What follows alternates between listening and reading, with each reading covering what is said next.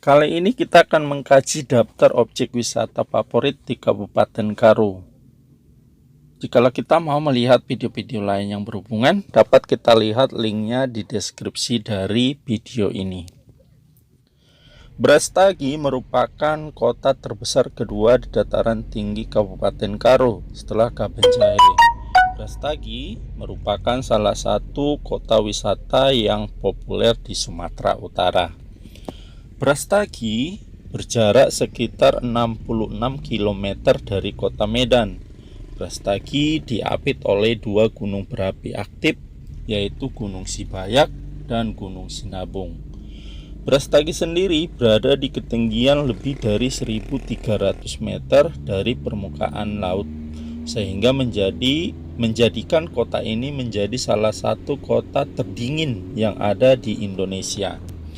Aktivitas ekonomi di Brastagi terpusat pada produksi sayur, buah-buahan, dan pariwisata. Nah, sahabat-sahabat sekalian, berikut akan kita uraikan daftar destinasi wisata di Kabupaten Karo yang sayangnya kalau tidak kita kunjungi jika kita lagi liburan ke Kabupaten Karo atau kita berada di daerah Brastagi.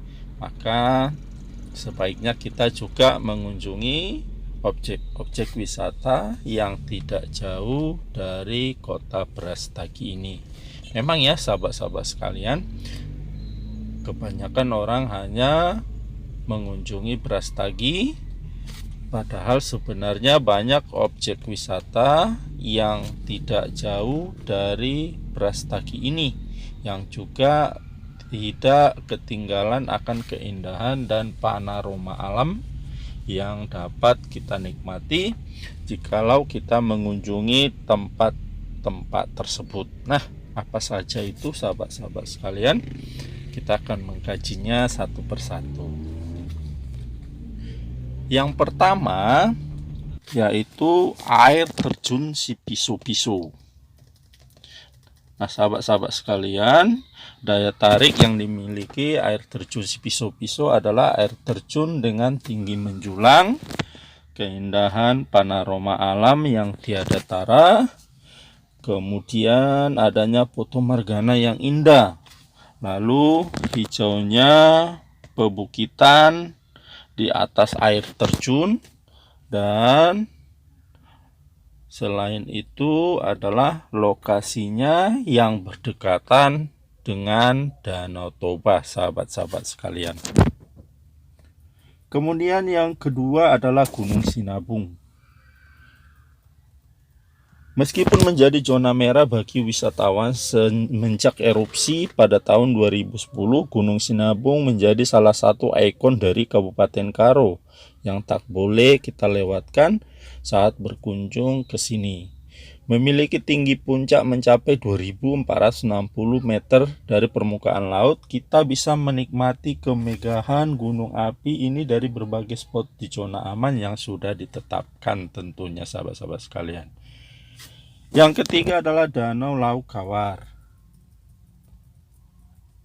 Danau Laukawar memiliki luas mencapai 200 hektar, berlokasi di bawah kaki Gunung Sinabung. Atmosfer di kawasan Danau Laukawar ini sangat menyegarkan sahabat-sahabat sekalian. Dikelilingi rimbunnya pepohonan sehingga sangat cocok buat kita para pecinta alam. Terdapat Deleng Lancuk atau Bukit Lancuk di sisi kanan objek wisata ini yang terkenal sebagai salah satu spot trekking favorit wisatawan.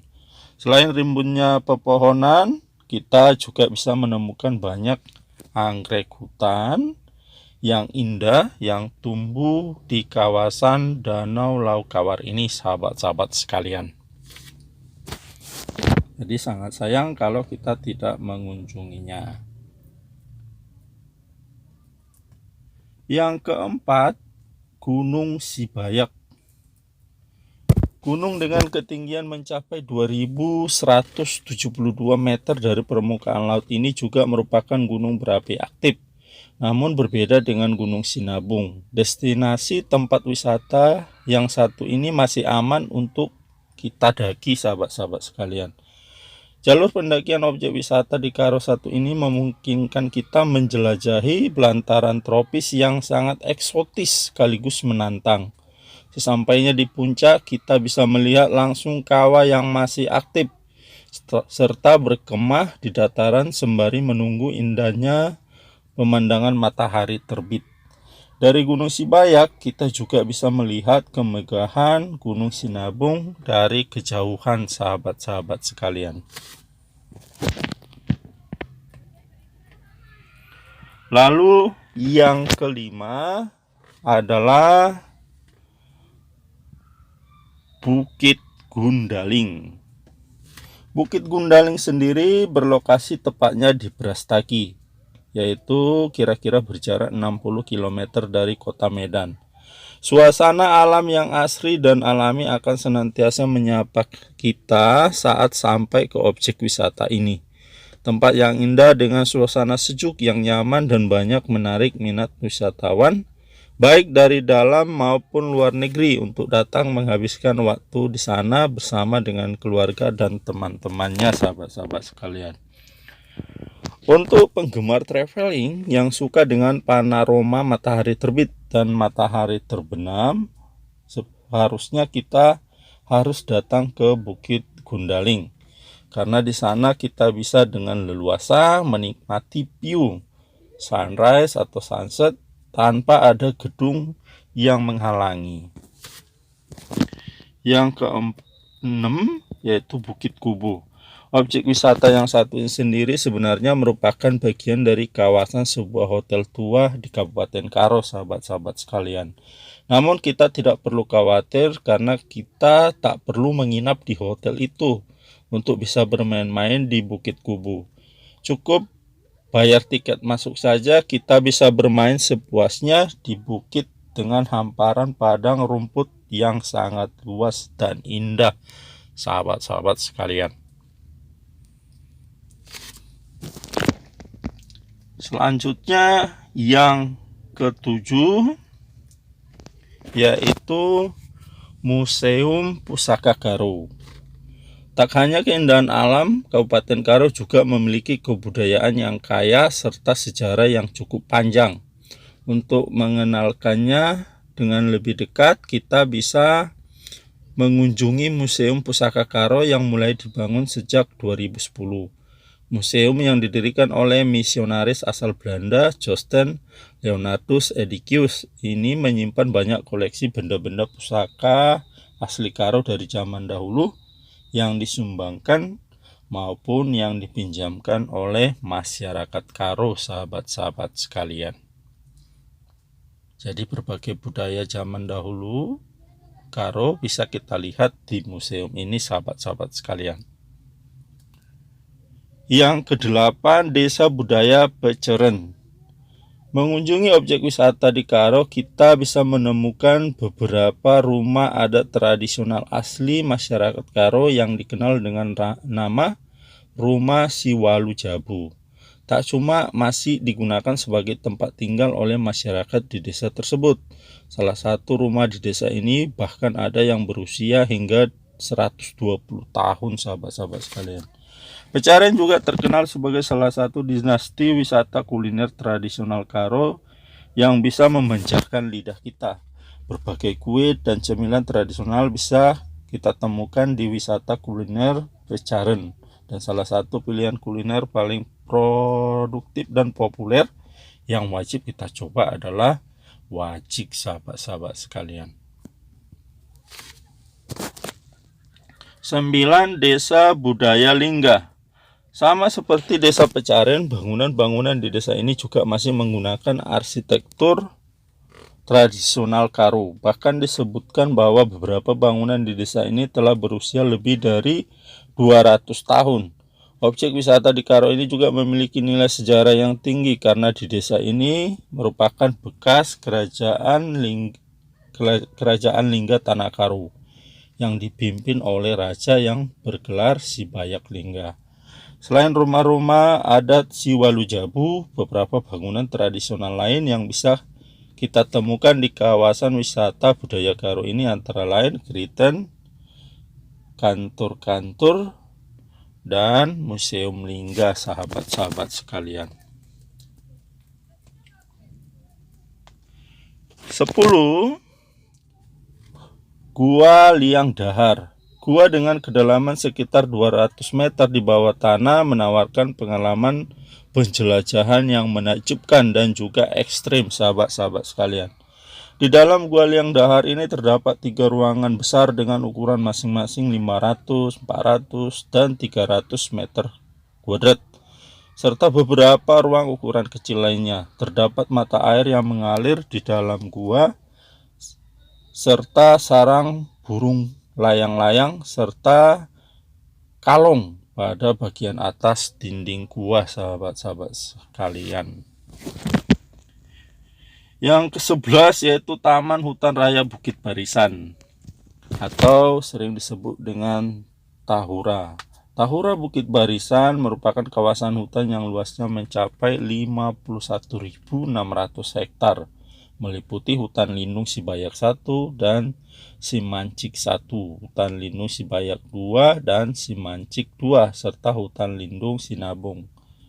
Sebagai tahura terluas di Indonesia, Taman Hutan Raya Bukit Barisan menawarkan beberapa daya tarik para wisata, mulai dari panorama keindahan alam, pemandian air panas, jalur lintas alam, hingga kawasan untuk berkemah, sahabat-sahabat sekalian.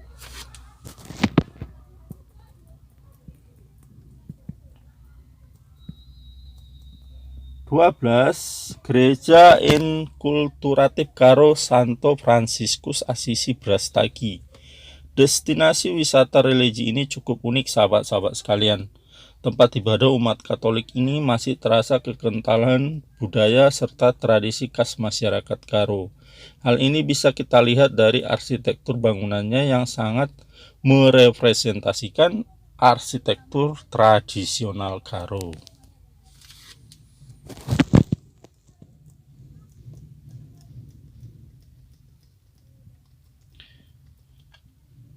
13. Taman Alam Lumbini. Destinasi tempat wisata religi di Karo yang lainnya adalah Taman Alam Lumbini. Berbeda dengan arsitektur tempat ibadah umat Buddha pada umumnya di Indonesia, arsitektur di objek wisata yang di Karo ini lebih menyerupai pagoda-pagoda di Thailand dengan warna keemasan. Tak hanya arsitekturnya yang indah, bangunannya yang megah ini bahkan tercatat sebagai pagoda tertinggi yang ada di Indonesia loh, sahabat-sahabat sekalian.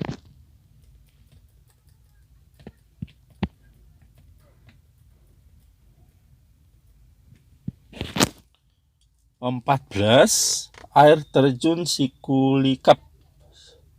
Objek wisata di Karo ini termasuk salah satu dinasti yang cukup menantang sekaligus menyegarkan karena pemandangan alam serta suasana yang masih sangat asri, sahabat-sahabat sekalian. Selain panoramanya yang menakjubkan, tempat objek wisata di Karo ini juga merupakan rumah dari berbagai fauna, termasuk kera liar yang sangat mudah ditemui saat kita bersantai menikmati keindahan pemandangan di tempat ini, sahabat-sahabat sekalian.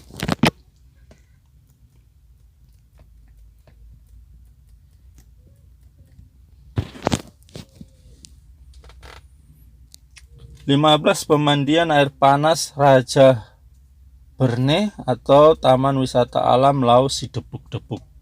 Tujuan wisata pemandian air panas Raja Berne yang berada di Taman Wisata Alam Lau Sidebuk-Debuk ini menawarkan pemandangan gunung dan pebukitan serta dikelilingi pepohonan yang sangat menyegarkan pikiran. Ada banyak usaha pemandian air panas yang bisa kita temukan di sini untuk menikmati waktu santai di tengah-tengah alam, sahabat-sahabat sekalian. Nah, itulah berbagai objek wisata yang recommended di Kabupaten Karo, sahabat-sahabat sekalian. Tentu masih ada objek wisata lain yang masih juga bisa kita kunjungi.